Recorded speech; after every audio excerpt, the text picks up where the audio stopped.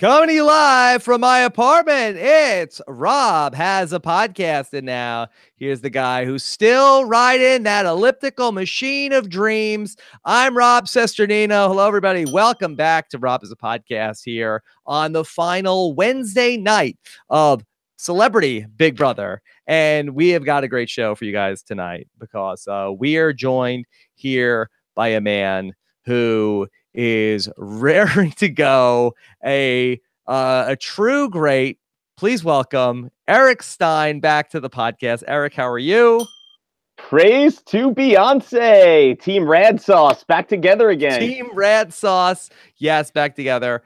Eric, I've been dying to have you back here to talk about everything. I know that sadly we don't have Keisha to talk about. I know you're a huge Cosby fan of all of his work.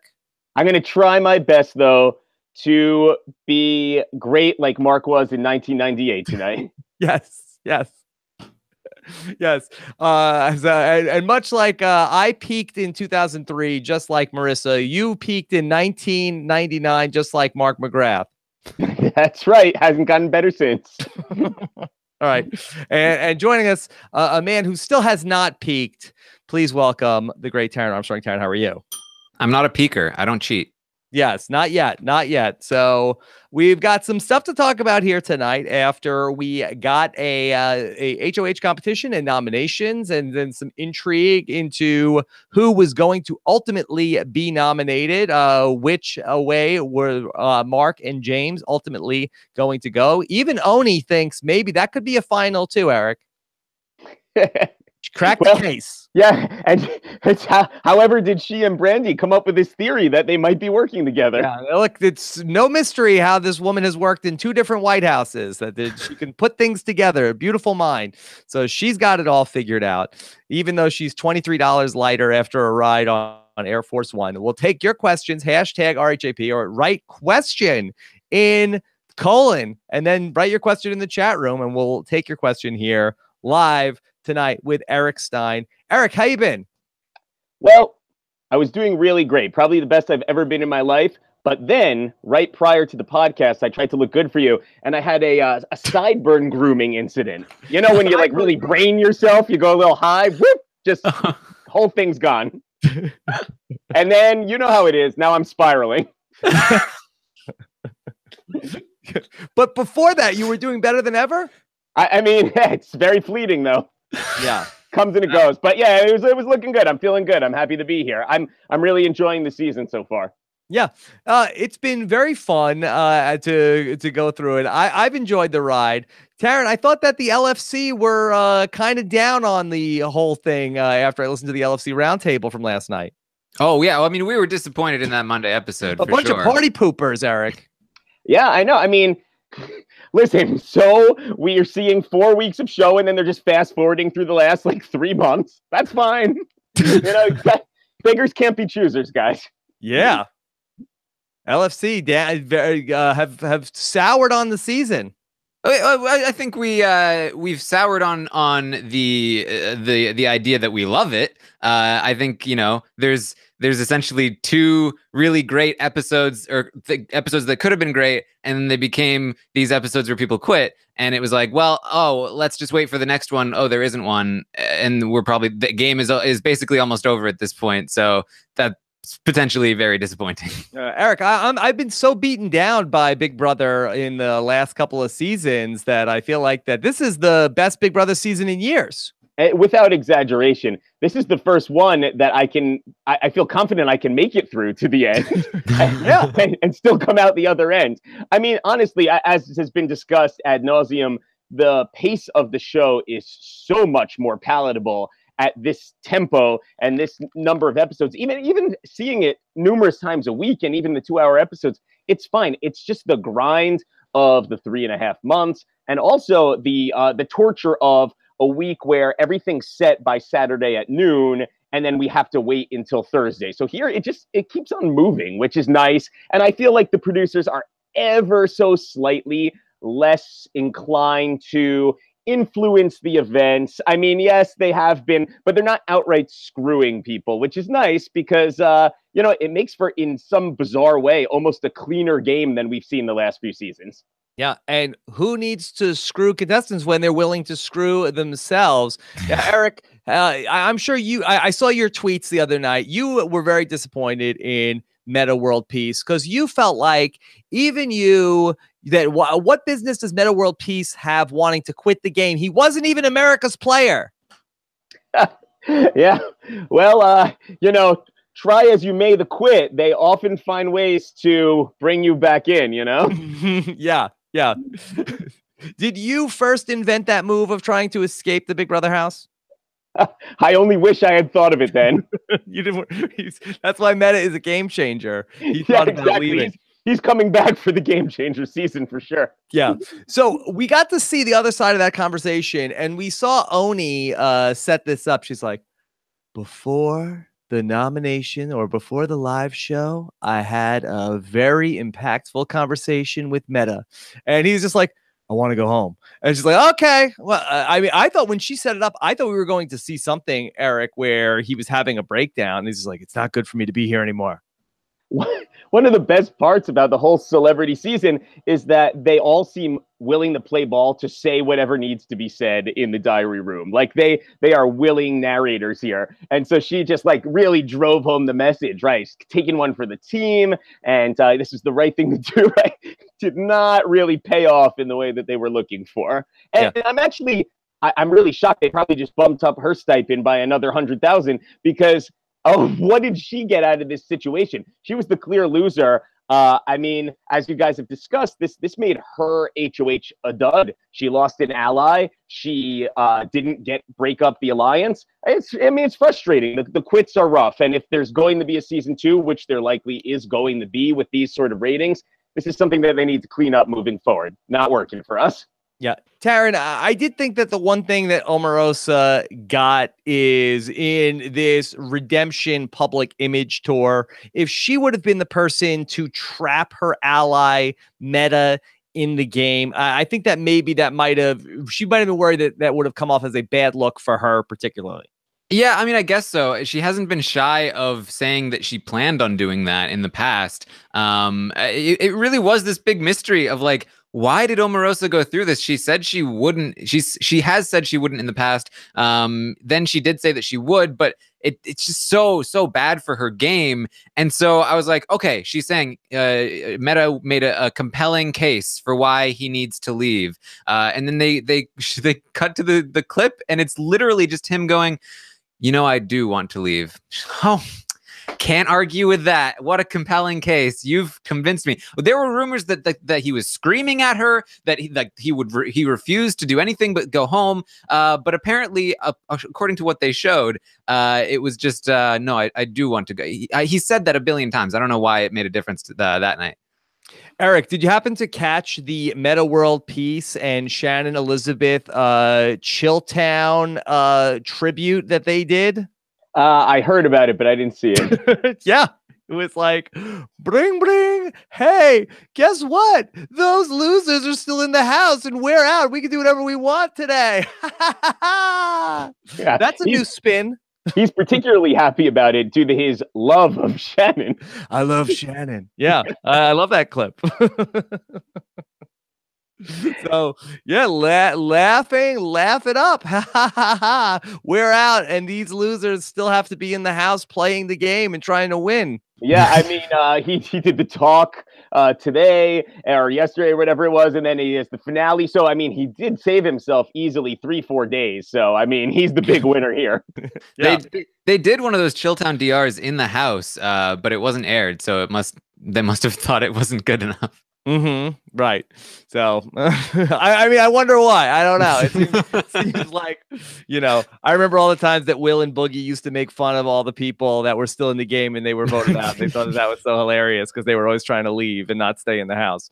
So I don't know. I don't get it. I don't know why they didn't use that. So Eric, I'd love to just get your take on Omarosa. I know you study this. You're such a historian when it comes to reality TV. I know you've watched all of the seasons of The Apprentice and are very familiar with Omarosa's work. What have you thought about her performance here through these 2 some odd weeks? They've gotten every cent worth that they spent on her. She's really delivered. I know that you guys had a rightful concern at the beginning of the season that she might phone this in, but she came Bring, bring. to actually, do what needed to be done. And the thing is, as has been discussed throughout the season, she is this cunning, calculated person, and she has the perfect manner that no matter how transparent her actions may be, that she somehow finds a way to make you come out of the situation infuriated, looking like an idiot, and she comes out looking, well, she looks like herself. But it's actually an issue where, kind of like Will on All Stars, where her reputation precedes her to the point that, well, that's just Omarosa being Omarosa. So there's no harm, no foul, because she's actually being like on the level with you because she's just being herself. But she really manages to provoke the worst out of people with great intent. I'm not sure about her new game plan tonight to go under the radar. I don't think those two things go hand in hand, her and under the radar. But I must say they've got to be thrilled with what she's the promise she's delivered on. And honestly, she's really pretty good at the game. If this is someone who came in off the street without this previous villainous reputation, I think people would be very impressed with what she's doing in there. Yeah. Did you share those concerns that we had? And I was very public about that. I thought that I thought that maybe she might have just been there for the money and just been there for sort of the, quick paycheck and, a chance to say that she did something else and then want to be out of there as quick as possible. But she has really savored her experience in the Big Brother house to me. Yeah, no, I think 100%. I think that was a rightful concern.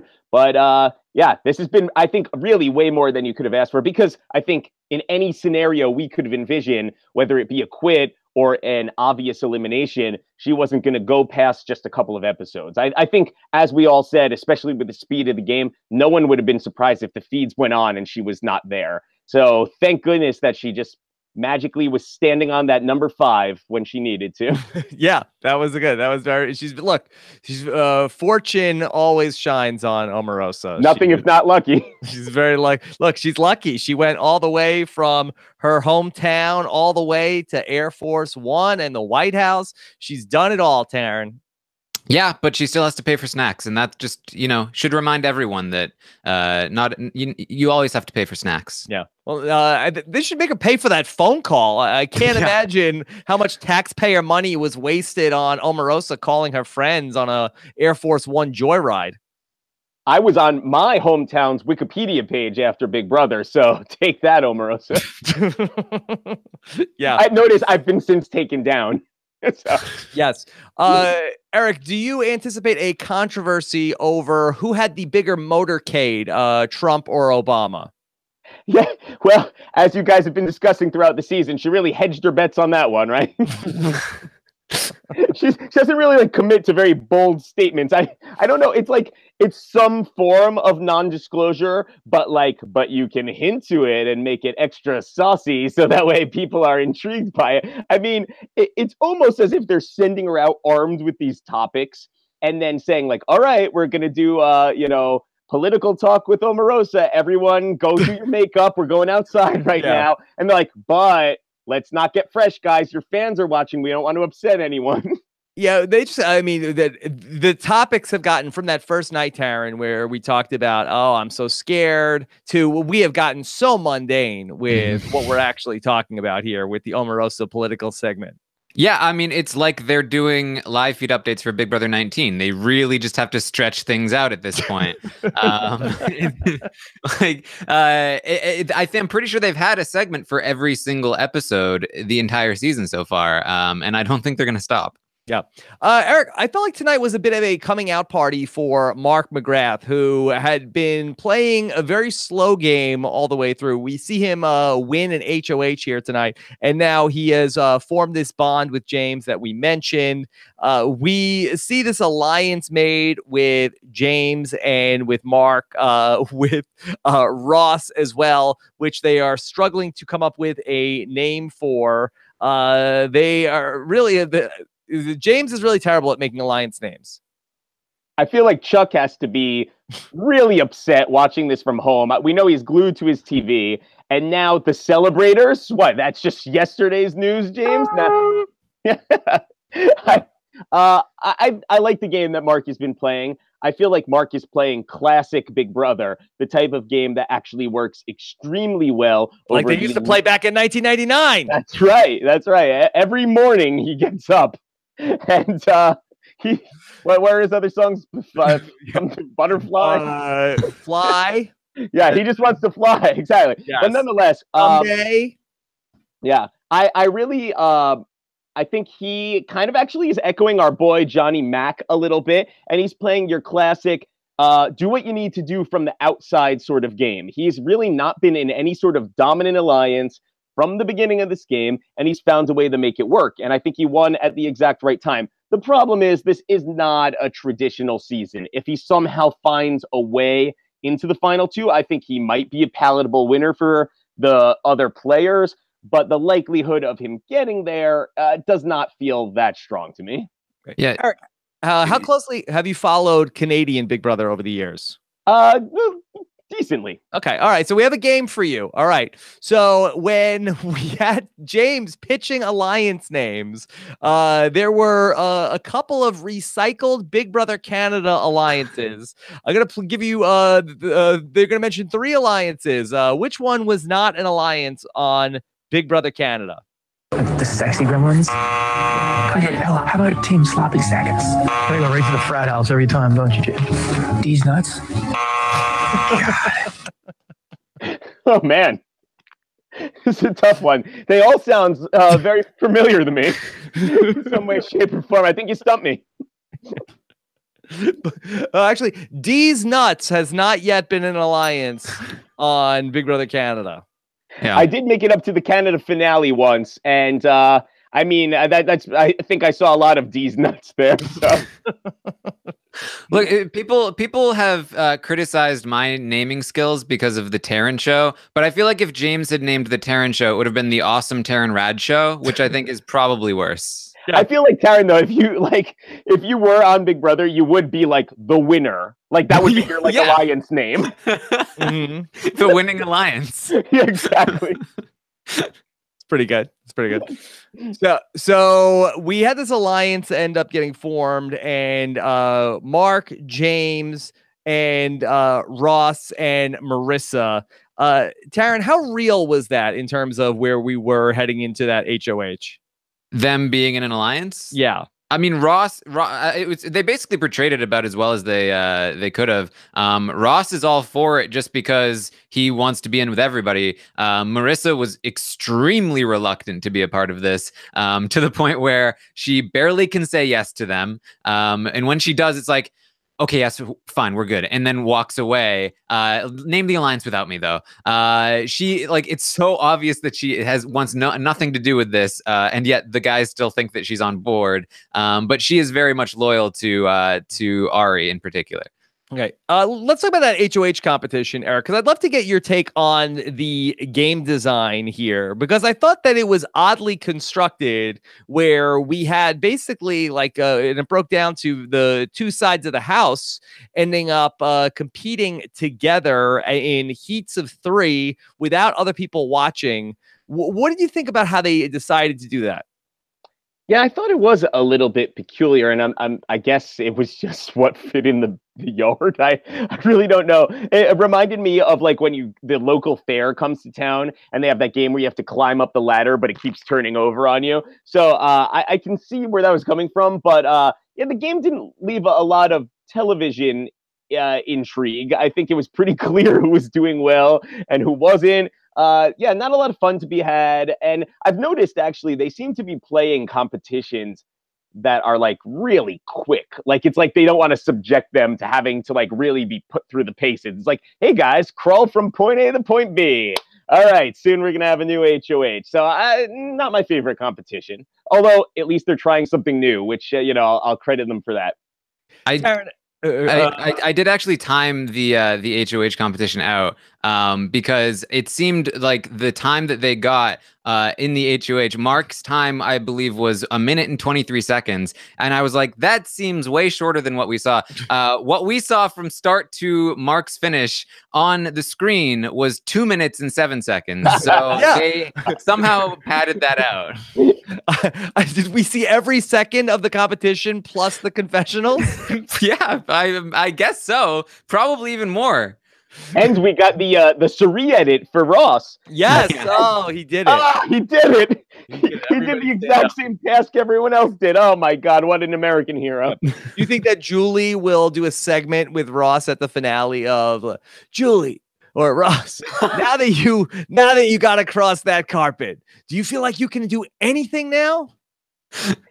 I mean, if he can complete that and Brandi can, quote, doggy style her way through the competition, then anything's possible. Yeah, I think so. That was pretty remarkable. Yeah, Taran, when I saw that Mark's time was like 1:23, I was like, oh, like an hour and 23 minutes. I didn't think it was like 1 minute and 23 seconds because what we were watching felt like 10 minutes. Yeah, and the women said that this was particularly difficult for them because you have to lie flat on your stomach, and they have breasts in the way of moving. So the men had a significant advantage. Eric, was this an unfair competition? Well, it would have been for me. I'm sporting a small 38A at the moment.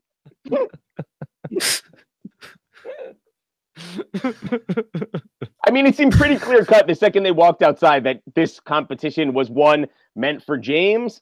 The timing of that worked out well, that they were going to play a competition that would suit the guys well at this moment. What's been your opinion of James so far? Well, James has been on the last 5 seasons of Big Brother. He just went by other names. So I think that has actually worked out great because he fits really naturally into the Big Brother world. I mean, I know everyone's joked about, Shannon on a future All-Star season, but I mean, James is the one who would be ripe for a showmance. He's right in the thick of things. And I love it. I mean, I like the fact that these entertainers are game in the diary room. And what I like about James is that he's actually basically been in danger the entire game so far. And he's never rolled over. He's always trying. Yes, he has a read on the house, and he's a little bit gullible, and he's a little bit of a douche. All true, but at the same time, he's working for it. And he's with cast members who are not as committed as he is. I think he's 100% delivered on his promise. I mean, for probably the person who had the lowest name recognition entering the house, I feel like he's really been a valuable member of the cast. I've actually enjoyed him. Yeah, he's been fun to watch on the season, but not fun for everybody, Taran. I thought that Brandi took a cheap shot at James here tonight. James, regardless of the amount of fans he has, is just a D-bag. D-bag! Yeah, Brandi has never been a fan of James. That will continue to be the case, I believe, until she thinks he's cocky. She thinks he's a D-bag. She's not a fan. Yeah, poor James, Eric. Yeah, well, I mean, Brandi is bringing the soap opera fun to the show. It's kind of interesting how they've all slid into their like Big Brother tropes. James is the D-bag and Brandi's the drama queen. Exactly. And, then you have Marissa, who is, she's the good people. We've always got the good people on Big Brother. And, very important to be one of the good people. Yeah. She's the classic trope, the holier than thou. The fans love me. I'm the moral compass here. I can do no wrong. Talking herself into her own BS all the time. It's very interesting because in their own way, they all slid. And I don't know if that's a product of like the way the show's constructed in the edit or the casting, but they all, we ended up with all of your favorite Big Brother characters here. Yeah, that's interesting. Do you feel like that? Is that by design, Taran, or do you feel like that people just end up morphing into what they're supposed to be on Big Brother? I'm kind of starting to feel like that's just the natural inclination of people because we see so many similar behaviors every single season, and we blame it on casting a lot. But there really is always at least one person that is like, I'm the good people. I know what's America loves me. They're supporting every move I make. And it's strange just how often this occurs. Yeah. We ended up with a interesting tug of war. Once Mark ended up winning that HOH where James bestowed it to him. First off, did you feel like that was a bad move on James's part, Eric, to be so public about gifting that HOH to Mark? I absolutely loved it. I felt like this was a genius Big Brother move in any season. I feel like I've always claimed you play HOH until you feel you're safe. And in a different week, that could be drop out right away in the first question or play it out all the way until you are the HOH yourself. So he found himself in a position where he could put himself in the most valuable position in the house, the most beneficial, which is have your ally in power and you able to play the next week. He's clearly the stronger competitor of the two. And I think at this point, there's no bones about it. Everyone knows where they stand. So just own it. I loved it. And then it's like Brandi's trying to call out Mark. And Mark's like, what point are you making? Like, we weren't exactly hiding this. Yeah. This wasn't a mystery or anything. Yeah. But what a highlight it was for Mark McGrath, Taran. Winning this HOH feels like opening for the Rolling Stones in 1999 when your song Every Morning was #1. Yeah, that's a very specific moment. I mean, I guess since he's opening for somebody else who is the bigger star and like opening for James Maslow is Yeah, the highlight of my time on the show. The Rolling Stones chose me to open for them, just like James chose to give me the HOH. Yeah, I love the move from James. And the good thing about it, too, is that if James is planning on going to the final two with Mark, this isn't even something that Mark can really claim as his own because James very clearly gave it to him as a strategic decision. So it's not like Mark can be like, oh, but I want an HOH. It's like, well, James gave it to you. Yeah. And yeah, there was that whole conversation where Brandi was kind of calling out what James was doing. Ross was there, is like, oh, no, I buy it. I don't know. Story checks out for me. I didn't see anything. What are you talking about? Yeah. He said he wanted a letter. I don't know. And I mean, Eric was completely right. Like, I don't even understand the purpose of what Brandi was saying, where it was just like, I saw what you guys did. I saw that James gave you the HOH, and that was for a reason. Yeah, it was for a reason. Congrats. Like, there was reasoning behind it. You're right. You're a liar. Yeah, I like that Omarosa was like lurking in the back with the pool cue. She said this about Brandi. That's why you should be nice to people, man. Yeah, that's why you should be nice to people. Listen to Oni. Yeah, I don't know how or why or under what scenario she's now floating around in the background of these scenes. Yeah, when Omarosa is the one that's like, man, that's what happens when you go too ham. You just you gotta be chill like me. Yeah, there's a few things about this that have been somewhat bizarre. Like I always hate in every season, it comes up in every season, the gender lines. That's like the most infantile way that you can divide your alliance. How about working with the people that you actually jive with or benefit your game? It's not like the kindergarten dance where it's like boys on one side and girls on the other. And then you have like Ross's embarrassing hedging, which actually came up a few times throughout the episode as he's like sort of campaigning, hey, let's push for Omarosa, let's protect the other women. And it's like he's doing a little too much right now. If the other two guys had any game savvy whatsoever, it would be so transparent to them that he's like not committing. He's not all in. Obviously, what's best for the alliance is to go after Brandi and Ari. So like, shouldn't that clue them in that Ross might have some other double dealings going on, possibly? I mean, I think he's playing well. He's doing a lot too much. It would come back to bite him in a full-length season, but I think the fact that he's just so much more advanced at the game than most people in the house is kind of keeping him afloat here. You might be able to get away with it because, you know, the whole thing is 4 more days. Yeah, Taran, you talked about this on the live feed update today about the just general wishy-washiness of Ross and Marissa. Do you feel like, is that more like if this game was not on TV, do you feel like that would not be there? Is that more for us at home, or if this game was not played with is it because of the jury? What do you think is the reasoning for this? I think for Ross, it really is kind of the Paul thing from last season, where he just needs to justify everything to himself. So like he feels good about betraying somebody when he learns that they were, talking bad about him. He's like, okay, good. I feel good about that now. He makes himself feel good about betraying Shannon when he's like, oh, the way that she's responding to this is just so rude, that she's so upset about this. We're clearly in the right for having done it in the first place. So I think that's where Ross comes from. Marissa, on the other hand, I do think she would be a different person if this was not on the cameras. I think that she is very aware of the fact that people are watching, and she is playing to portray this image of somebody who is loyal to her women power girls alliance, whatever, and she's loyal, and she doesn't want to be a liar, and she doesn't want to be seen as somebody that's floating in between alliances, which she is because she's attached to Ross. So she ultimately becomes the thing that she doesn't want to be. And also the thing that always happens with players like this is you try to please America and America hates you for it. Yeah, Eric, I do feel like that Ross and Marissa are in this trap of I have to be nice or people won't like me when I come out of the house.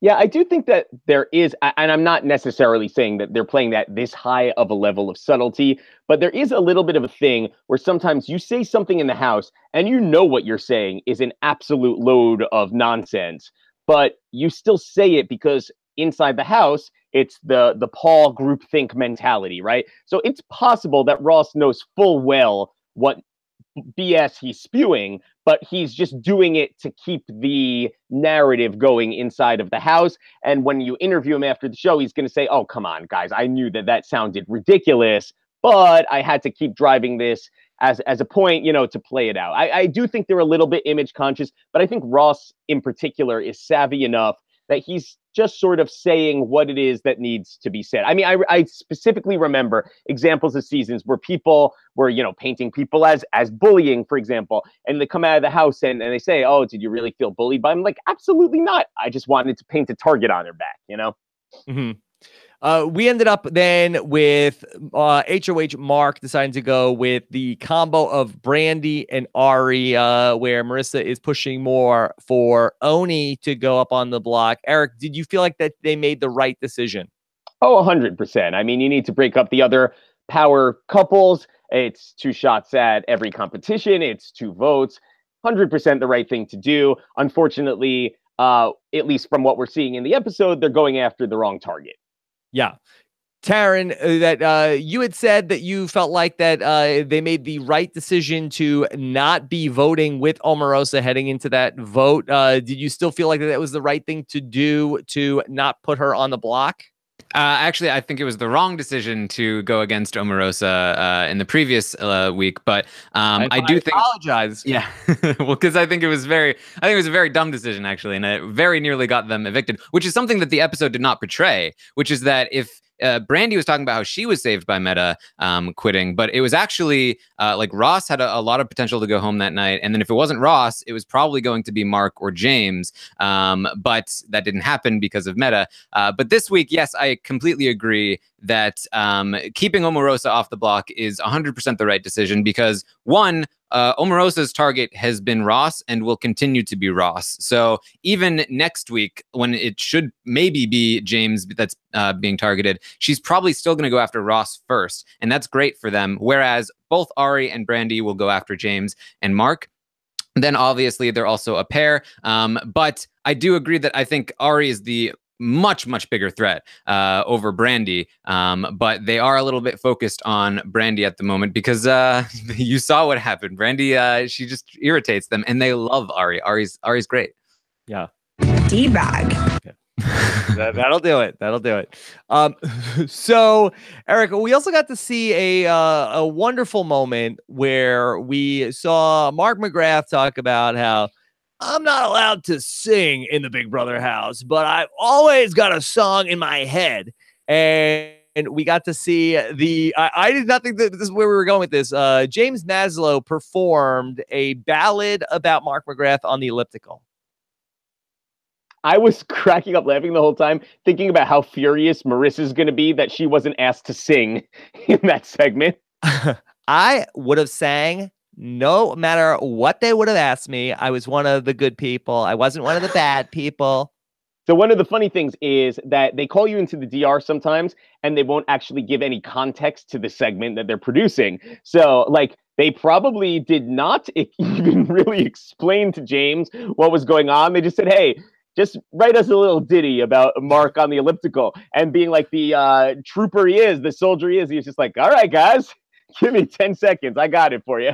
See, I have an alternate theory. I feel like that James said to them, I've got a song about Mark McGrath on the elliptical. And they didn't tell Mark why he had to say, I have a song in my head on the elliptical. Taran, where do you come down on the origins of the rockumentary of the great elliptical song? I think they're more likely to have come up with it than James. I think I'm on Eric's side here. Well, I'll tell you, like back in the days that CBS used to actually throw rap parties for the show, which has been long retired. They would do blooper reels at the end of the show. And like towards the end of the season, they called me into the diary room and had me say like literally gibberish. I had no idea what they were talking about. And they were like, just trust us on this one, guy. And I was like, all right, I guess.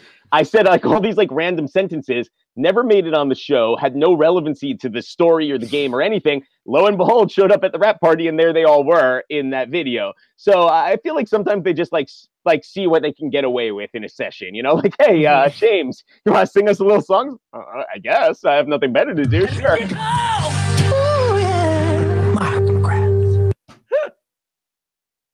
Yeah, that was great. Very, very fun job. Eric, were you surprised to see that they're going to be giving $25,000 to America's favorite celebrity? Incredibly surprised. Why? Isn't like this, like, if they just wanted to give Shannon an extra $25,000, why didn't they just do so? Is Shannon going to win this money, Taran? You know, James is the one with the 3 million Twitter followers. He has the biggest follow. This seems to me like they are really just treating this whole season with kitty gloves, where it's just like, we need to keep everyone in until the finale, and then if your favorite player loses, don't worry, you can give him a nice little present. Yeah, I'm going to say something a little unpopular here. Ooh, okay, all right, hold on. Is this brother OTT? Well, I have been known to make unpopular statements before, and this one might top them all. And I'm not even kidding. I think this season, as constituted with this cast and the way that they've played it out, would have been enhanced by Frankie being a cast member. Oh, wow. I think he could have helped drive the ship. I think he would have kept on task. He would have been game in the DR. He would have helped guide some of the other people going on. And he would have been really good opposition for some of these other people. Plus, then we would have had the Frankie army against the Maslow army. So it really would have leveled the playing field. Truly the shiniest of takes. Yeah. Wow. I'll respectfully disagree. I feel like this was fine. This was fine. We'll ask Meta World Peace who he's going to vote for. First, I love Shannon so much. No. he's gonna go to vote and he's gonna be like, where's my Shannon key? Why isn't Shannon one of the keys? Yeah. You're assuming he shows up to the finale. Yeah. All right. So let's go out on a limb. Let's say, who's going to win this, Eric? Do you think that the Maslow army, we saw they couldn't get their act together for the spotlight veto versus the VIP veto. Do you think that the Maslow army mounts up to win America's favorite house guest?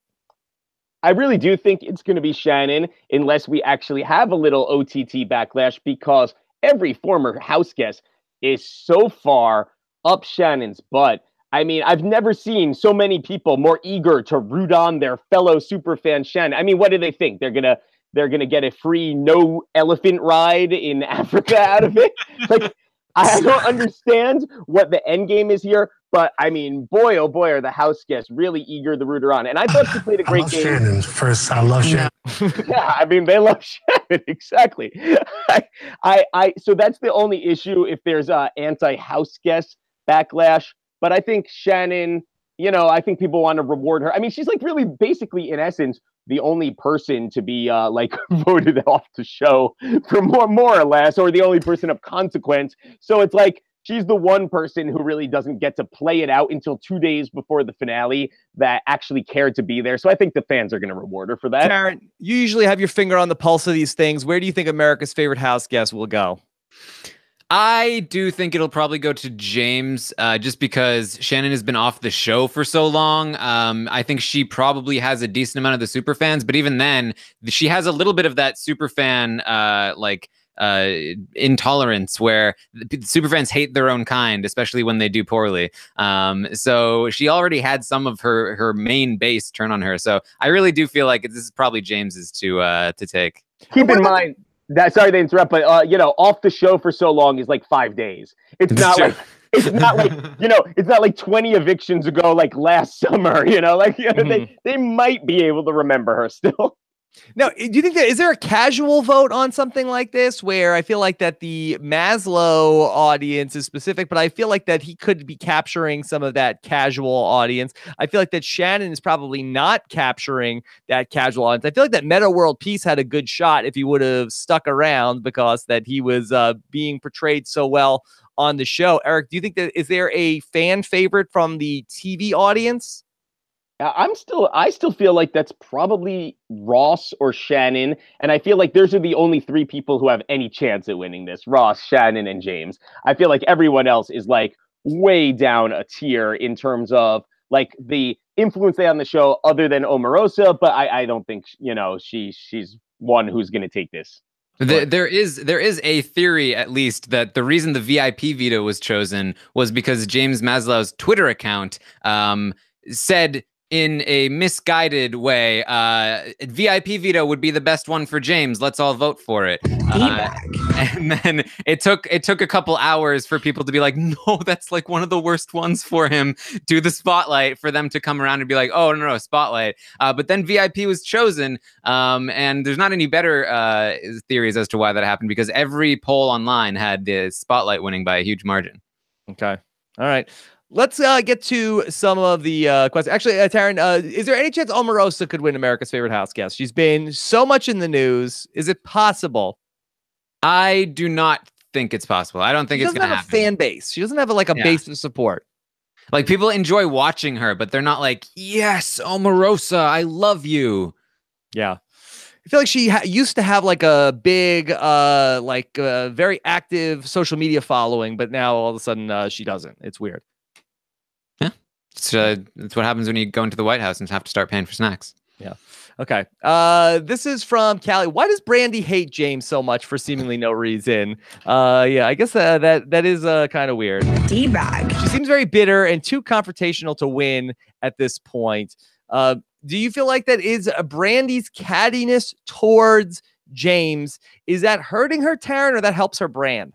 I'm sure it helps her brand to some extent. But I do feel like she's not getting the kind of reaction that maybe she's used to in other celebrity Big Brother houses, or in whatever the reality show, the Housewives, I think, that she came from, where it's like normally where she came from. Right. Normally you really go after somebody and they fight right back. And then there's like, oh, no, you were totally in the right, or like, oh, you were totally in the wrong. Like, she's kind of the only one at that level in the house. So she goes off on James, and James is just kind of like, that's mean. Like, why are you doing this? Why are you being such a bully? And then even her friends are like, yeah, I mean, we're not gonna like jump in and start yelling at him too. Like, what do you want from us? And she's kind of put off by that. Yeah. Eric, you've watched so much reality TV. Do you watch any of those Bravo shows? That's actually really not my cup of tea, but I have a theory as to the origin of this. And I think that it all boils down to celebrity status in the minds of the other celebrities. And I think that Brandi's trying to, move herself up the ladder and not down the ladder. And she doesn't want to stoop to the level of a former, boy bander like James. And I actually think this is something we haven't touched on so far, but I actually think it's partially why they are underestimating Ari in the game. I think it's that they think that between her occupation, her celebrity status, her language barriers, they kind of dismissed her the same way that the popular kids dismiss the nerd on any season of Survivor. And they're like, oh, you're so cute, Ari. You're not really a celebrity, but you're playing that game hard, girl. And that's what's allowing her to be a subtle savage in the game because they came in predisposed to discount her, and they're underestimating her at their own peril. And I kind of think it's the same thing with James. She doesn't want to have the stink of James and his D-bagness on her alleged relevant celebrity status. Like, I feel like Brandi thinks she came into the game and it's beneath her, and James is like desperate to be there. Like, this is what's going to get him back into the spotlight. And I think she's like, back off, Z-lister. I'm on the D-list. Yeah, Taran, I do think that she seems preoccupied with the fact that James isn't famous. And then when she found out about his social media following, she says, well, I don't know why he has these followers. Even tonight when she called him the D-bag, she starts off with, James, regardless of the amount of fans he has, is like, regardless, I don't even know how he has fans. Like, what is with that? Yeah, I mean, it's that thing where it's like you really hate this person, you already don't like them, you don't respect them, and then you find out that they are like much more popular than you, and it's really it's like really grating. Like, what? That's I mean, first, you mean like how Eric Stein feels every time he goes on Twitter and looks at the other Big Brother house guests? Yeah. I mean, my own homegirl, Danny D, stole my own tweet right out from under me last night. Yeah, Ooh. I saw that. Yeah, and guess what? Hers got a lot more likes than mine. You see? You're exactly right. Yeah. Okay. Let's go and take some more questions. This is one from Says Who. Should we read into them saying that 2 house guests are leaving and not saying that there will be a live HOH and veto competition? I'm getting a little worried that both people on the block will leave. Now, I'm not sure if that's in regards to the Friday night double eviction or if we're talking about the finale. Taran, is that about the finale? It's probably about the double eviction, because I don't think they would have said there's 2 people leaving on the finale. Probably there's 2 people leaving on the double eviction on Friday. I wouldn't read too much into it. Again, like, there's 2 hours to fill. Why would they not have a live HOH and veto? I think it's very unlikely that both people would go home. That seems a little. Okay, so they're saying that could they just have like get to the Friday night show and say, guess what? You're both out. I'm sorry, we're not even going to vote. I mean, there's one reason that they wouldn't have a live HOH and veto, because that would require them to understand how to play that without, like the producers coming over the loudspeaker and explaining how that works to them. So that's going to be a lot of moving parts for the celebrities to digest if it truly is a live show. Yeah. Eric, so a lot has been made about the potential final 5 situation heading into the finale. The LFC is very upset about this. Do you feel that we are headed towards the situation potentially where somebody could win the final HOH and then just pick the person they want to sit with them at the end of the game? 100% yes. There is no chance whatsoever that we're going HOH veto, ceremony, eviction straight through this process. Is not going to happen. They wanted to get as many people within 2 days of the finale as humanly possible, because otherwise there really is nothing to show here. And I think we should have just checked the integrity and fairness of the game at the door for this one. This is for entertainment. We are not crowning the all-time great Big Brother player, but I do think also it kind of just feels like they're leaving the game in progress. It's like, oh, okay, we got down to 7.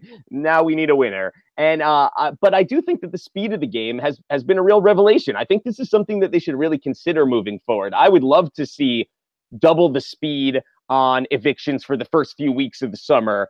Or one thing I'd love to see is a split house where you have 12 people on one side and 12 people on the other, and seeing double the HOHs, vetoes, and evictions for the first few weeks of the summer, because it moves so much cleaner and so much more enjoyably. It's just that the schedule did not permit seeing it through. It would have been nice to have an extra 2 weeks tacked on to this. They basically ran out of time. It was an obvious conscious choice to bring as many people with them as possible. And anyone who thinks there's going to be a fair or just or BB classic end to this game, just give it up right now. It's not happening. There's going to just be some sort of lightning fast forward, the top 2 finishers in a competition. You're in the final 2. That's the end of the game. Yeah. Taran, would that make it any better for you instead of one person winning and then picking who they want to sit next to? What if it was the top 2 finishers in some sort of a competition? That's almost worse. Worse. Yeah. I mean, I was hoping Eric would give me a good answer because I know he's insightful about what reality TV things might happen. But basically what Eric is telling me is we're not going to be okay. And I'm just like, Eric, please tell me it's going to be okay. And he's just like, no, we're not going to be okay. So, No, yeah. we're not going to be okay. No. It's not going to be okay. Taran, I needed you to say, Eric, I needed you to say we're going to be okay. Taran, they're probably going to just have one HOH competition. No. Don't get No. upset right now. This is not about you. Okay, I just want you to work through this as best as you possibly can right now, and be prepared. I just need you to tell me it's okay, Eric. To all those people that think it'd be better off without Allison Grodner, just you wait and see. Who's the number two? Rich Meehan? Is that the right name? Yeah, imagine the tales that Omarosa will tell on, Celebrity American Idol in a few On the years. Taran show. Yeah, there I was with Allison. She told me we're not going to be okay. Oh, You think Grodner's bad?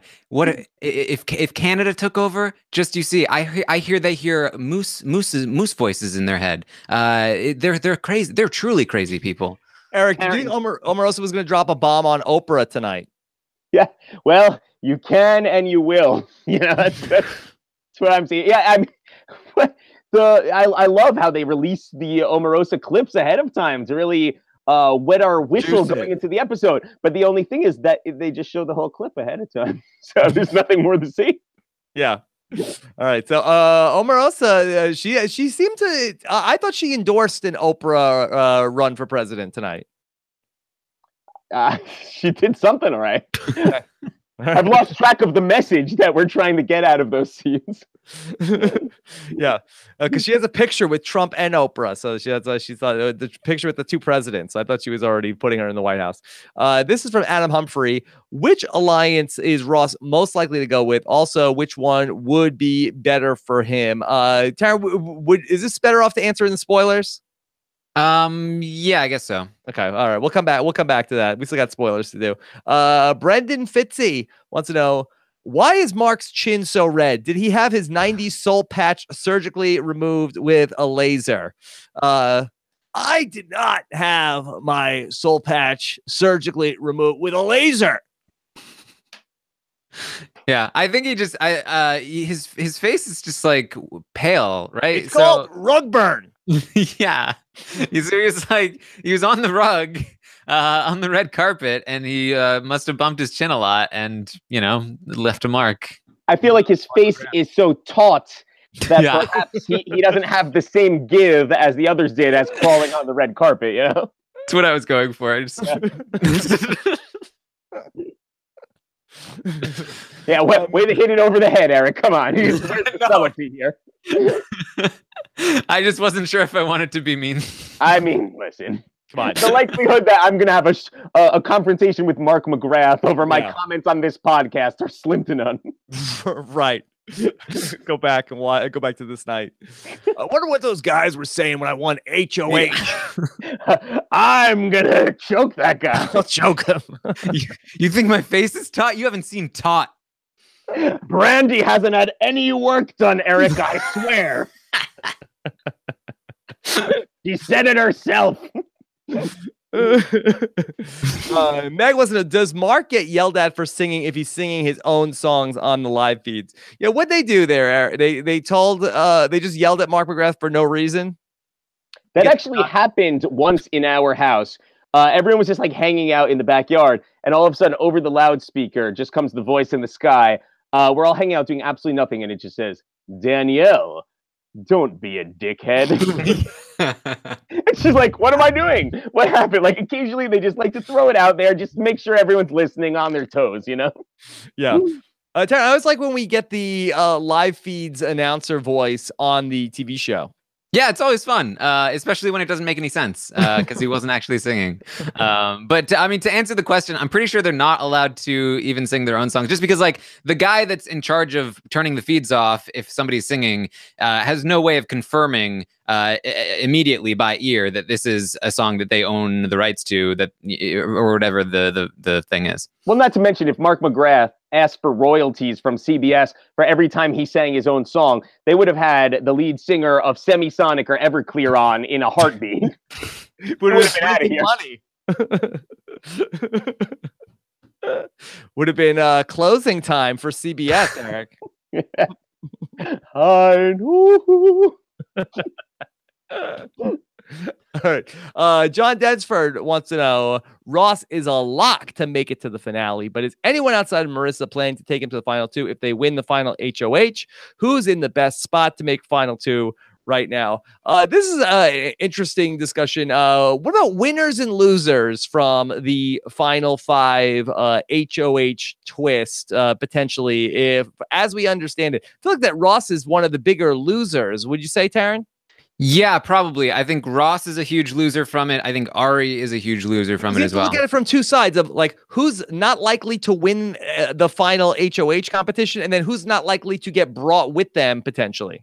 Yeah, exactly. And I imagine if they're going from final five, it'll at least be a 3-part HOH competition, maybe, hopefully. Very optimistic of you.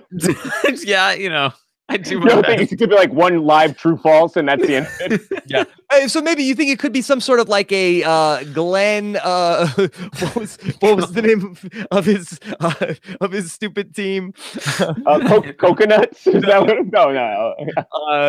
Right. So basically, they ended up had to if they got started 5, somebody wins. Okay, you're in the final HOH, and then a round of 4, and somebody wins that, and it's a final HOH. And maybe one is more of a physical competition, Taran, and one is more of a mental competition. Yeah, I think so. And, you know, Ross is not too shabby in the competitions, but he's certainly more of a like a mental kind of puzzle threat than he is a physical threat, especially with James in there. If James is still there at the final 5, I think he just wins any physical competition hands down. So I think James is a big winner of this. Ross, not as much, because this person was right. I think Marissa is the only person that even comes close to taking Ross. Yeah, and thank you to the chat room for reminding me that Glenn's team was the Freakazoids. Yeah. Now, imagine if Corey got eliminated from the Freakazoids, we could have actually had a Glenn and Nicole showmance later in the season. Yeah, they should have totally hooked up. Me and Nicole. Yeah, it was all planned the challenge. Yeah. All right, let's take one more question. We gotta get to the live feeds. This is from Jane. Love Eric Stein. Can't wait to hear what he has to say. Marissa and Rob I think that was Melissa actually. Melissa and Rob speculated about Zingbot. Do you think we could get a zinger or two? Do you think the celebrity egos are too fragile? Well, Taran actually touched on this on the live feed update, but Dalton Ross had been told by Julie Chen, no Zingbot this season. Was this a missed opportunity, Eric? I'm surprised Zingbot wasn't in the cast, honestly. What a better way to have the producer's hands in the mix. You are a D-bag. Yeah, I think we all know the answer to this question. There's the egos and the very fickle emotions are as tight as Mark's face. Which is funny because they've all been begging for Zingbot. They've all been like, "Oh, we can't wait for Zingbot to come and zing us." But I think Julie even said like probably best not to introduce that to these players. Yeah, that's 3 more quits right there. Also, not to go back in time, but I enjoyed the previous question that Ross is likely to make it into the final 5. I mean, 5 of the 7 of them are making it into the final night. Not like that big of a leap right there. All right.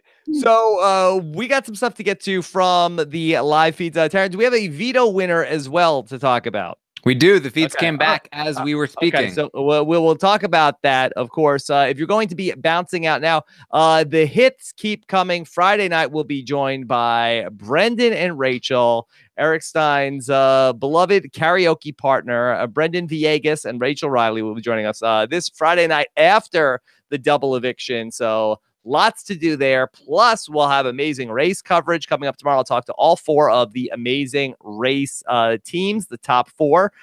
Plus, we'll also get into our amazing race recap. Plenty of Survivor stuff as well coming up on robhasawebsite.com. But now let's talk spoilers. The Office of Civil Defense has issued the following message. This is A spoiler. Spoiler. A spoiler. warning means that an actual Spoiler. against this country has been detected and that protective action should be taken. Now I have a red mark on my chin, like Mark McGrath from too much spoilers on my chin. All right, let's get into everything, Taran. And so at this hour, we do have a developing story. We have some breaking news. Breaking news are happening now. Taran, the feeds have come back, and we have a winner of the veto competition. Lay it on us. Yes, it was the face morph competition, I believe, and Ariadna is our winner. Some of these celebrities, their faces morphed quite a bit over the years. Am I right? Yes. And Ariadna is probably the least of all of them. So yes, so congratulations to Ari, winner of the veto. And so she obviously will take herself down, barring anything completely stupid. And so she will come down off the block. And so, Taran, is it too early to speculate who will go up? I have been looking for it. My Twitter people are failing me here. So I've checked Reddit. I think that Mark has said he will probably go with Marissa to ensure that Brandi goes out. That would be a bad idea. That would be like one of the worst ideas that anybody could make. They are pushing for Omarosa, but obviously Mark and James. Go with Omarosa. Go with Oni. Put her on the block. It's so good. I'm like, oh my god, I'm watching the feed. Stop. They know that if they put Omarosa up, then they will send her home, and they want Brandi gone. So I'm pretty sure that Marissa will be up, but they will be pushing hard to get Omarosa up there. And just last night, after talking with Ariadna, James was even kind of like, maybe they don't need to be broken up because they're already kind of not super happy with each other. So there's a small chance that Omarosa could go up, but it's most likely going to be Marissa, and Brandi will probably be going home. Okay. Big development, Eric, in terms of Brandi potentially going out of the game, but I do feel like that the Ari stock continues to rise. Well, I think if we're looking towards what is likely to be a bit of a questionable way that we get ourselves to the final 2, I think you have to look at Ari and James as the 2 people who are probably most apt to win the competitions to get themselves there. And we don't really know how this is going to all transpire, but I mean, it's not going to be a huge leap to get from point A to point B. So it's a distinct possibility that she could just win herself out through the rest of the game. Also, I really love, my favorite thing on the whole season is how the announcer, Julie, her castmates, no one can quite figure out what her name is or how to say her name. So they all like lead with the front part and then they kind of mumble through the back part. So it's like, oh, my girl, Ariana. And they like, this happens every single time. I don't know if anyone else has picked up on this. Julie does it. The announcer does it. They're like, Ariel, I've been coming up big in the veto competition. They like really like glance over the second part of it or whatever. So it's nothing to do with anything. I just enjoyed that. Okay. Taran, what else has gone on today pre-veto? Yes, so it's really just been there was a fight between Brandi and James, another fight where Brandi just basically came out and said, if I had the option, I would be putting you up on the block, James. Yes, you're a D-bag. You're cocky. I don't care if you're mad at me. I saved you twice in this game. And that was really what set James off. Excuse me, I orchestrated my own safety both times, and you were just going along with the house. So that happened. Yeah. At the expense of the celebrators, no less. Yeah. He's really hung up on this idea that he orchestrated like Keisha's eviction and the flip on Chuck and all of it. Well, Brandi's a real boss, but the only thing is in Big Brother, you actually need to win something in order to be able to go after your target. So it's very nice that she theoretically would go after him, but neither here nor there. Yeah. So, all right, if Brandi potentially is going to go home on Friday night in the first part of the double eviction, does this give a straight shot to the James and Mark side of the house to get rid of somebody who's been a big thorn in their side, Taran? In terms of like getting Brandi out or the next move? Well, in terms of what comes next, if Brandi is the one who goes home. Yeah, I mean, they probably go after Omarosa after Brandi. They, like I said, especially James just loves Ari, doesn't want Ari to go. They recognize that she's a big threat, but they would rather take out Omarosa next. I think if they had both James and Mark. And Ross obviously would do that as well, and so would Marissa. I think everybody would go after Omarosa, except for, ironically, Ari, who would target James, I believe, which is, I think, a decent possibility. This double eviction HOH is probably going to be some kind of quiz if we're going by, double eviction standards. So Ari could win that, and James could see the end of his game during the double eviction, which would be kind of crazy. Okay. Yeah, Eric, we'll be down to what now? 6 people heading into the double eviction after we have Brandi go home at this point. Yeah, it seems like a good possibility we could be going full clown shoes during the veto on Friday, which seems to greatly favor James, especially when they tell James to line up in the lane that has the 2 vetoes right in front. So, yeah. Well, there's always the possibility that he throws one of the things out of the bucket. Yeah, I'm going to call my shot. I still think we see Omarosa pass out during a live competition this season. I think that would really throw a wrinkle into production. I'm going to call my shot on that Friday night, Taran. I think it's more likely that we see Omarosa stroll out of some door and go, "I'm sorry that I'm having an attack." Maybe where Eric, if it looks like she is like way out of a competition, I could see her having a medical emergency before the competition ends or right after.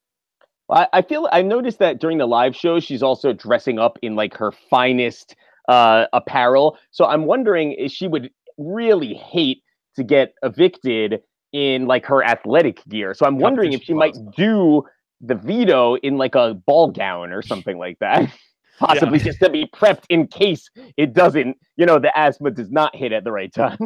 Yeah. Okay. That could be something to watch for on the Omarosa attire lookout. Let's go back to William. What does Eric think about Marissa spreading the idea that James is America's player, and why do house guests still cling to this twist? Now, Eric, were you aware that Marissa is spreading the rumor that James is America's player? That's a plainly ridiculous thing to even claim, as if any of these people would even know what that is or what that means. I think so. I'd be flabbergasted if she actually even saw one episode of Big Brother 8. So I mean, Marissa has. Marissa is a fan. She's seen all the seasons and Big Brother OTT.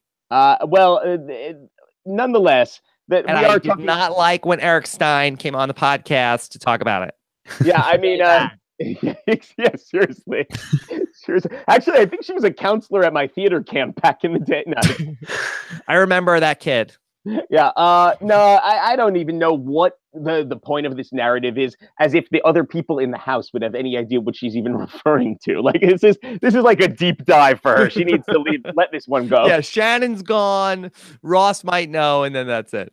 Yeah, you cast a large shadow, Eric. I think it's like every single season they're worried about somebody being America's player. Yeah, but little do they know that production would absolutely never do that again because it was the biggest headache ever to have me as America's player. Okay. We'll see. We'll see if it comes back. I mean, unless it's just give them $50,000 to hug Jesse or Dan. Yeah. That's fine. Hey, that's like the Saboteur. Yeah, and that could actually happen in the season. It could just be like, hey, James, the Maslow Army wants you to hug Mr. Spectacular. Here's $50,000. Nobody's ever worried about a Saboteur, and I think we know the reason why. Yeah. All right. Adam wants to know, which alliance is Ross most likely to go with? Also, which one would be better for him? Taran, okay, let's get back to this question. I do right now. I think Ross would actually prefer to go with the guys, with James and Mark, which is an interesting decision, especially given how important the competitions will likely be down the end of the stretch. But I think he feels like he has a better shot at beating them. I think he might actually buy into this idea that he will lose against a woman, which if he truly believes that, I think that's a huge mistake. I think that his best shot by far is against Marissa, and I would hope that that is what he plans on doing. But I do think he recognizes the big jury threat in Ariadna. He has said as much. So I do think that he will try to take those guys to the end. Okay. Eric, any thoughts on which side Ross should go with? Well, I think he should stick with his original alliance because he has the best chance of beating them in the competitions. I don't think he's going to stack up that well against the guys in the competitions, and I think they really will bring each other to the end. I think that's it. They're on level footing with each other, so I don't really see where he's going from. I think that it's very interesting the boy girl voting and the alliances and so on and so forth. Seems very infantile to me, but it might come down to something like that in the final vote. And I will say this. I always tried to keep myself, as I'm sure you did, Rob, in the majority, no matter how you slice it, no matter how you break up groups of people and how that may be. And it doesn't always work out that way, but he just might be thinking that if he's on a jury that's populated by more women than men, that he just can't risk the possibility of sitting next to one of them. That's a very black and white way of looking at the situation. But if I were him, I'd rather take these competitions against the 3 women and take my chances there. And for the record, I think that Ross's ideal final 5 to final 4 would be take out Ari, take out James, get there with Mark, Brandi, and Marissa. I think every single one of them takes him to the final 2, and he probably beats every single one of them. Unfortunately, though, it looks like he will be losing Brandi, and he won't be targeting James, so he's kind of putting himself into an awkward spot. Eric, is there any chance that someone will quit during the double eviction on Friday? I think it's possible they might quit on the front side of it. I mean, we've all sent Brandi out the door, but why? I mean, there are 2 more days after Friday. That's a lot to ask of them. So I think it's distinctly possible. So it might just tap out right then and there. I mean, also, not for nothing, the people who have chosen to leave the game weren't exactly the most relevant to the storylines, and I do think there might be a little bit of a production push here. And the game, like Helen, yeah, exactly. They're not just the person holding Omarosa into her chair. Yeah. It's like these gamers are not quite as hardcore. Everyone's saying, "Oh, why didn't they just send Marissa or Brandi or Ari home and make Meta quit?" No one's allowing that in this situation, and no one wants to look like the bad guy in this situation. So I think we have a perfect storm where production and the egos of the celebrities, they're all protecting, the players and the big characters of the season. So yeah, if someone is dead weight going into the finale, they'll be quitting on Friday for sure. Okay. A couple more questions. Kieran wants to know if Brandi or Ari is on the block. Should Marissa be the replacement nominee? It certainly seems that way. It seems like that. That's where we're going to go with that. Thomas says, would it have been better to nominate one person from the duo of Ari and Brandi against a player from the team of Ross and Marissa instead of nominate both players from the same pair? Or did Mark make the right call? Rob, how would you do at Big Brother? Oh, probably I would have won. Probably would have been the Eric Stein of another season, but the winner. Probably you could have been in the winners alliance with Taran. Could have Yeah. been those lines. Taran, does that make any sense in terms of if Mark and James are feel like they have a final four with Ross and Marissa? Would that have made more sense to put up somebody from the other side? I think they're asking like should they put up one from each pair, kind of like what Omarosa did? Which no, I don't think they should have. I think they've played it as well as they can. They're as in terms of getting their target out. I think they should be targeting Ari over Brandi, but they should have nominated the two of them together for sure. Okay.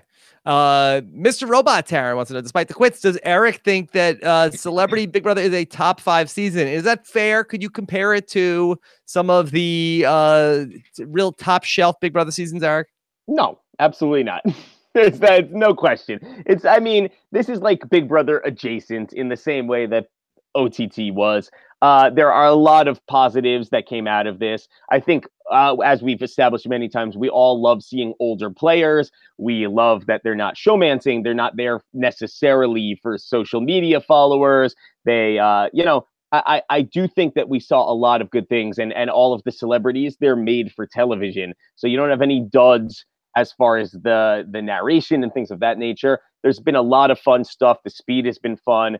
But no, this is not a top 5 season of the show. There's nothing particularly of any consequence happening. This is perfect light fluff to fill time against the Olympics.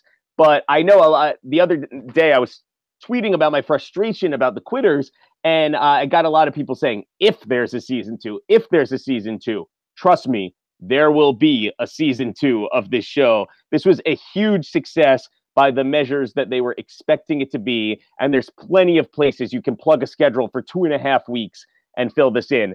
It's going to happen for sure. And I think, fingers crossed, they might get people that are a little bit more engaged now that they see that this was a relatively successful experience. Are you here as a campaign surrogate for Frankie Grande again? I want my boy Sam Levine in the house. Yeah. Okay.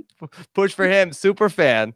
Yeah. I do feel like the show might have been well served to have a couple more people who are a little bit more well versed in it. But, as you guys have been covering all season, everyone kind of served their role in their own way. And if we're all not so precious about the whole thing and could just sit back and enjoy it, who cares really that Meta quit? That's where I am with this. It's been very fun, and I think that more than we could have expected for. Eric, I've been tweeting about that. I'm trying to get my boy Yuki in the Big Brother house. Yuki's a girl. I tweeted about it. Somebody stole my tweet about Yuki. Tweeting. I heard she's very popular as the choice for the next Bachelorette. Yeah. Yes. That's my first pick is Yuki number 1, and then Dr. Will Hologram number 2, Taran. Just to give some context to this real quick, though, Yuki did not speak English and was a prominent cast member on Bachelor Winter Games. I feel like that would be a great play for Celebrity Big Brother. Someone who doesn't speak English can't upset anybody. They're bound to have a long run. Yeah. Yeah. Okay. Look. Brandi, please stop it. Yeah. I do think that one of the huge advantages of such a short season, and one of the reasons why this has been so enjoyable, is that there hasn't been time for the Big Brother fan base to get crazy. Sour. Yeah.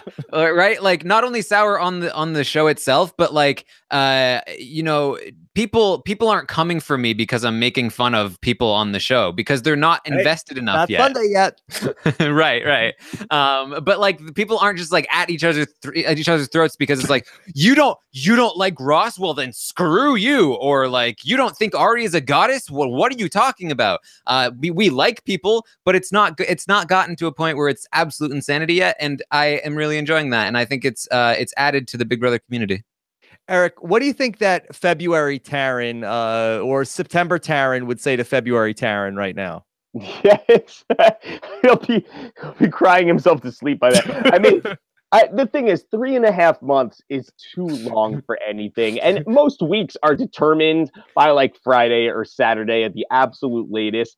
I mean, Big Brother proper is a grind. It's I mean, honestly, I feel like I've seen a really fresh and invigorated Taran in these morning updates. By day like 72 last year, I was concerned, honestly. I was worried. I feel like this is the right amount of this show, and it's the same amount that most seasons of most shows have in terms of episodes. It's just like, I mean, let's face it, we all love it, we're all here for it, but Big Brother the summer season, it's, as Bryce would say, it's a lot. It's a lot. Eric, let me ask you a real inside baseball question. Do you think that come Big Brother 20, when we get these recruits and okay, we found this person in a bar, do you feel like will production give them celebrity Big Brother to watch instead of, say, Big Brother 19 or Big Brother 16? No, I really don't think so. I think that the game we've seen in 18 and 19 is the game that we're going to see from now on. And I think it's the game they're comfortable with. I think that, you see, actually going back to The Bachelor, they did a great pivot about like 10 seasons back where they just owned what they were. It's a soap opera in, masquerading as a reality show. And that's really what Big Brother has become. Big Brother is all about the soap operas, the showmans, the villains, the good guys, the bad guys. I really don't think production could care less who wins the game. And I don't think that they're going to think that the average bar recruit can drive the story the way that the celebrities can. I think there will be, much to everyone's dismay, lots of minions and mindless people following the march to the end, just like they did the last few seasons. All right. Let's take a couple more questions here with the great Eric Stein. Stacked in Florida wants to, Eric, would you consider playing Big Brother again, like in an all-star season? Would love to see you play your own game. Now we've heard you many times speak about this, and it does not seem like something that you're super interested in at this point in your life. But this has been an idea that we've talked about during the season. What if they did a Big Brother All-Stars in a season like this, where it was, say, 21 days, 30 days, fast pace? Could they talk you into something like this, Eric? Well, I think it really depends what constitutes an all-star. If I got to play the game with legitimate all-stars, that would be great fun to me. If the all-stars were like 9 people from last season who all come in pre-aligned and have never seen my season, then why even bother? But I do think, and I did hear you guys discussing this, and I actually think it's the way to get the people that they really want there. If you want Vanessa and Amanda and Brendan and Rachel and Ian and so forth there for a season, well, yeah, then they can handle 3 weeks also. At this point, I don't think they're getting those people for 3.5 months, and I don't think that anyone wants to watch an all-star season that has, Clay as the centerpiece of it. I don't think, How dare you? Yeah, I know. I'll probably get a lot of hate online after that from the Clay army, the Clay pots, if you will. Yeah, exactly. Probably I'll get hate from Clay Aikens fans, the Claymates. Listen, no one's calling me for an all-star season. It could be 1 day or 6 years. It really doesn't make any difference at this point. Not to mention, in a technical sense, I think I'm probably disqualified from future CBS seasons. So. Okay. Well, like people are always afraid of America's Player being in the house. Is this person America's Player? Imagine if you were in the house and did anything that was slightly deviating from the norm. Well, I think what would be cool is, like, on the first All-Stars, maybe I could be like one of the ghosts in the window, and then like they just like totally no-sold by everyone in the house because like only 3 people even know who I am. It's like, who's that petite little Jew ghost there? They're all like totally thrown off because they have no idea I was ever even on the show. It would be very funny if they were like, this guy, he's got to be America's Player, not even realizing that you were the original America's Player. Yeah, well, I actually always kind of thought that what would happen is that they would amuse themselves by remaking me America's Player. I always really actually thought that was the inevitable outcome to all of this, and that I'd spend the whole summer like, guys, I would have never came here if I was going to be America's player again after what they did to me. You've all heard the tales. Meanwhile, I'm back crying myself to sleep in the diary room, doing the whole thing all over again. That's like a Twilight Zone ending. Like, that is... Yeah, I dropped my glasses, and lo and behold, here I am again. Yeah, you like went on a like massive campaign to get back. Look, I never got to play. Come on, give me another chance. Get me in there. Let me show you what I can do. And then come to your hotel room door like, Eric, we got a contract for you. Yeah, you're going to sign it or you're going home, because otherwise Joe Barber is going to be doing it. Okay. Eric, what do you think about the new Survivor Ghost Island twist? Do you like what they're doing there as a person who is consumed with revisiting the past mistakes of your life?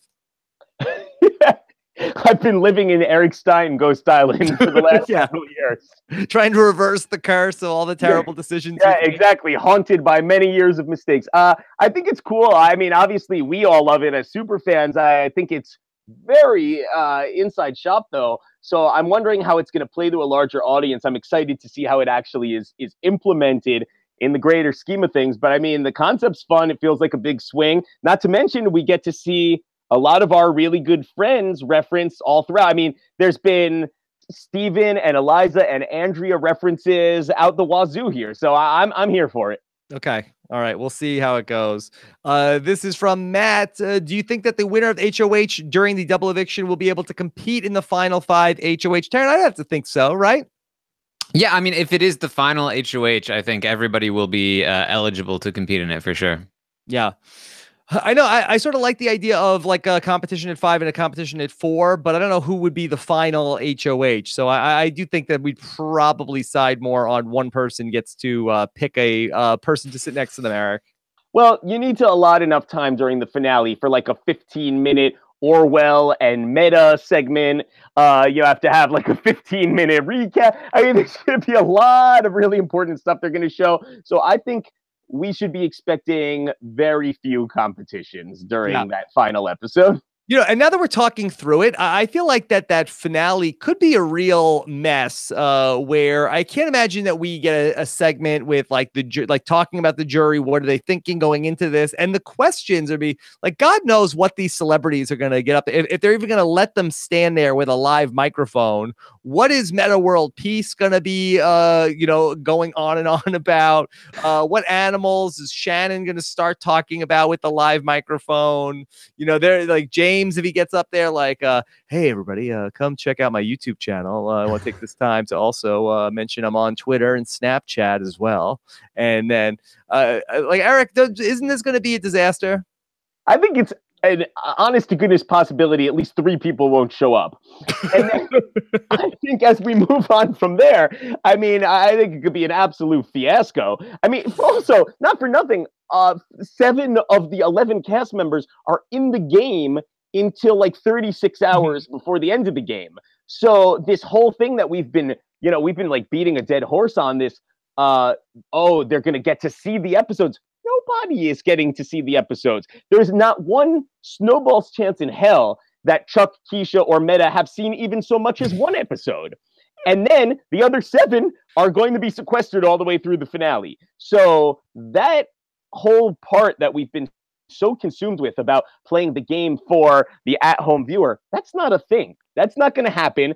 Shannon's not going to have a chance to poison the well. They're not going to speak to her. They're not sending home the 2 people who go home on Friday. They're sending them straight to the Marriott or the Sheraton right by LAX. They'll be hanging out there until Sunday, and that's the end of it. So I actually think the whole thing could be an utter disaster, and I think a lot of people are going to have a really inaccurate read on the whole good disaster, right? Like a fun disaster. Best disaster. Oh yeah, no. Don't get me wrong. We're gonna have your soundboard will be filled up with clips from the finale, because once these people go off the script, I must say, yeah, they've been very loyal soldiers. They've been all towing the company line. I have loved my experience on the show. It's been so hard. These people are warriors, but with a live mic, with no script to follow, forget it.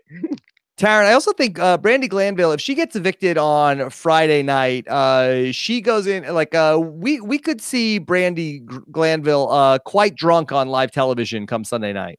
Oh, very possible. I think she will also follow Cornbread's lead as she walks out the door. The famous Cornbread. F y'all. She'll work it. Wait, why haven't you had Cornbread on this season for a recap? Yeah, we should get him. We should get him. Is he on Twitter?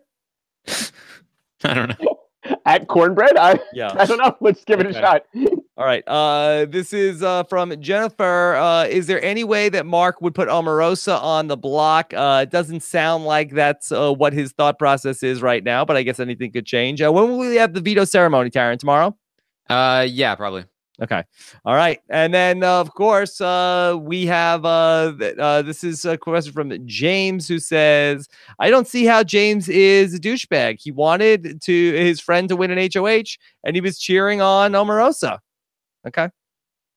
I mean, another country heard from. Yeah,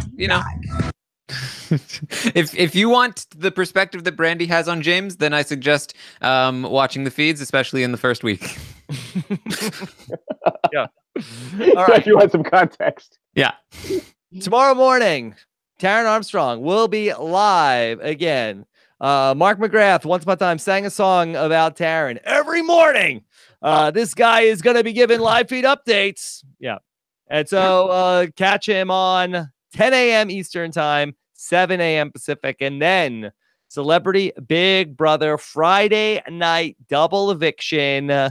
Double your pleasure. Brendan and Rachel are going to be joining us here on Friday night. Eric, we've heard about a Saturday night show on the schedule. So Big Brother does not seem to be talking about this. Is this potentially is this fake news? Is this going to be a recap show? What's coming up on Saturday?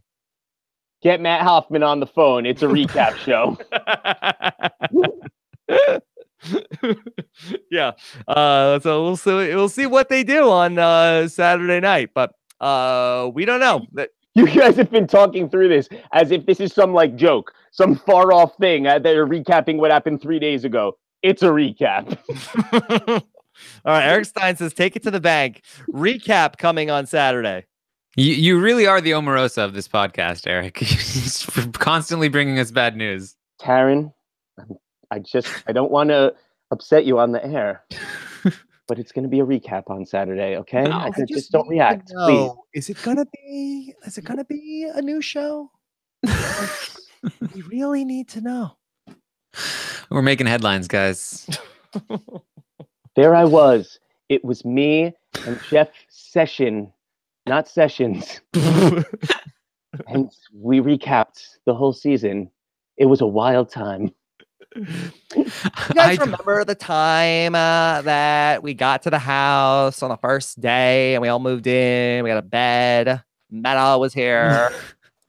I told them, don't do a recap show, but they just went ahead and did it. This winter was like 1998 up in here. Yeah. All right. Well, we'll see. We'll see what comes up. Maybe we'll get a hint on Friday. Eric Stein, have you gotten a chance to watch I believe it's a Funny or Die series, Zach Morris's Trash? Have you gotten a chance to watch this? I've heard about it, but I haven't seen it yet. I actually almost wore a reunion tour T-shirt for the Zach Attack 93 to the podcast, but it was a little ill. Once upon a time, I opened for Zach Attack. If only. Yeah.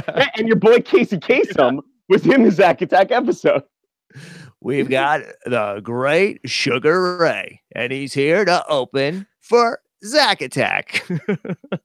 Oh, man. I could see a Friends Forever parody coming up in the Wandolph. It was James Maslow bringing in the part of Zach Morris. Not for nothing, but I'd be more than willing to actually pitch and produce collectively James Maslow's upcoming dating show, your Big Time Crush. I feel like that could be your next celebrity game masters, reality game masters. Well, I think that's probably a Patreon level that he has for becoming the executive producer of his next reality series. Do you have reason to believe that he might already be a patron, possibly? of ours? So he has his own Patreon, Eric. Oh wow, this could be we're getting very meta here. Yeah, meta could be his consigliere on the show. I love James. Yeah. Okay. So that's all fun stuff. Eric Stein, well, happy to hear that everything was going so well before you cut yourself shaving. Well, yeah, I'm so glad that you had me on for such a intense and important episode tonight. Really meant the world to me. Look, any excuse I have. That was when I first heard about Celebrity Big Brother. I was like, oh, great. I can talk to Eric Stein in February. Nah, things are good. I appreciate it. Good times. And, I'm putting you guys on the spot right now. Who's winning this bad boy? I want it in writing right now. I mean, I'll say Ari. I think she has the best shot, but who knows what's going to happen with this Final Five twist. Yeah, I was saying meta for a while. I felt like that it was going to just work out and he was going to get to the end and it was just going to be like, just give it to him. He missed his wife. But, if Taran is going to go with his draft pick, let me stick with my D-bag. Yeah, I'll say James. All right, I'm going to throw a Ross vote into the mix. So we'll see how it shakes down. Yeah, I will. If Brandi goes home, I will have half the field left in my draft. So yeah, the odds are in my favor. Yeah, it worked out. So proud of yourself. Taran, is Omarosa drawing dead? Can she win this thing? Well, give me that path for Oni. Anything's possible. Who knows what this jury is going to vote for? I think especially she's one of the people that I think benefits from a twist where you just pick the person you go to final two with. I could see somebody like Ross just out of nowhere going, you know what? I probably have the best chance to beat Omarosa, or something like that happening. And she could end up winning. I think Mark also benefits from that setup where he could be chosen as a GOAT to the end and then win because the jury is not very happy with the person that chose him. But I don't think it's impossible for Omarosa to win, but I don't think it's particularly likely. All of the pundits thought that there was no chance that I would ever win. They all counted me out. I competed against a field of 10 other celebrities, and I beat them all. Well, she doesn't really need to win because her stipend was 3 times as much as the rest of the cast combined, so it's fine. She's not really playing for the win. Yeah, Eric, will you be producing the Omarosa talk show that allegedly CBS agreed to as part of the contractual obligation to Omarosa? I mean, I've been jotting down all the spin-offs. There's like Keisha's Spices or whatever. Yeah. What did we see early on? That's a cooking show original right there, much in the vein of our girl Tiffany Amber Thiessen. There's we could take Shannon right back out to Cape Town. I mean, there's endless possibilities to spin off this blockbuster cast. Yeah, Taran, what will be the right vehicle for the Omarosa talk show? I don't know. I guess like stories from the White House. She could probably get a few weeks out of that. Yeah.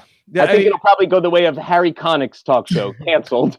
Well, I think that, but she can, I don't know who would go on the talk show though, because the thing about being a guest on the Omarosa talk show, I feel like you sit down, it's like, she's like, Rob, it's so great to see you. I'm like, oh, hi, Omarosa.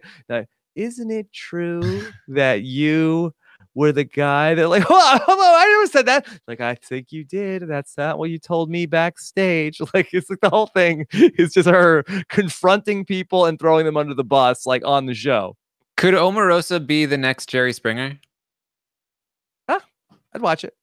I think it's in the realm of possibility. I mean, I honestly, she gave me a real appreciation for some of our old school reality stars. I mean, I really do feel like some of the early Real Worlders or our Rich Hatches or our Johnny Fairplays would have been really welcomed in this dynamic. Eric, do you think could this pave the way for the Johnny Fairplay comeback? I would love it. I really do think she showed what a seasoned reality veteran can really bring to a reality show. And I mean, as we've discussed ad nauseum before this. I mean, the one thing that was really missing from this was a Tiffany New York Pollard. I mean, that's what I think it's Tiffany Amber Thiessen. Yeah, well, that's missing from everything. I mean, I really honestly think that's what they need to do for this. They need to go down the reality stalwart path. The people who have been there. Interesting. You know, in a world, you make a compelling case, and this is why that you're one of the greatest reality TV minds out there. In a world where we're bringing back Roseanne and Murphy Brown and Will and Grace and old is new. Well, find these people that are already these big names. Joe Millionaire. Yeah, Joe Millie. Yeah. Instead of we're gonna find the next Evan Marriott. You have him. You could bring him out there. Why not throw a legendary reality TV villain?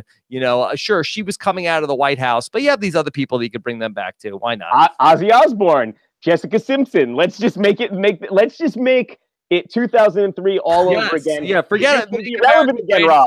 Make America 2003 again. It's the beginning of my comeback. Me and Marissa Jarrett Winokur.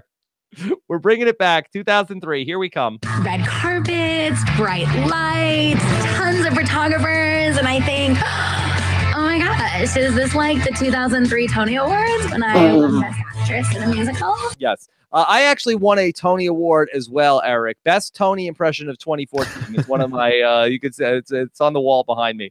I had tweeted who was living more off of their glory days from 2003, Marissa Jarrett Winokur or Rob Cesternino earlier tonight. The poll results are in. Are you interested to hear? It's got to be her, right? Got to be her. My vote's in for Marissa. All right, Taran, what do you think? It's Marissa. Marissa Jarrett Winokur living more off of her fame from 2003, and I could tell you the winner is Rob, 59%, 41%, living more off the glory from 2003. I mean, not for nothing. I don't know how much money one could make from one 8-month Broadway run 15 years ago, and I actually think that's one of the problems of this format is like you have Meta, who's easily made $60 million in his career, and Ari Alna, who has probably made easily $22,000 in her career. And like, there's a different urgency to win for the people who actually still need money. They might need to get us everyone on a level playing field. Like, for example, if they had Rob Cesternino on the next Celebrity Big Brother, you're playing for the win. I'm playing for the win, but hey, look, a lot of us can turn 8 months in 2003 into a career, Eric Stein. I'm still trying to master it. I mean, yeah. I was 2007, but I haven't found that career just yet. For more on that, go to robhasawebsite.com/patron to find out more information of how to make that possible. Okay. I should get one too. Okay. All right. Let's wrap this up. Eric Stein, so much fun. Taran will be live tomorrow morning. Hey, 1 week from tonight, Survivor Ghost Island is back. The 2-hour Survivor Ghost Island premiere will be happening. The Survivor Malolo Tribe preview with myself and Nicole Cesternino is up right now. We'll be bringing you our part 2 of our preview later on this week. We've got so much stuff. This is like Hell Week, Eric Stein. Hell Week, but pleasurable if there weren't all these things happening at the same time.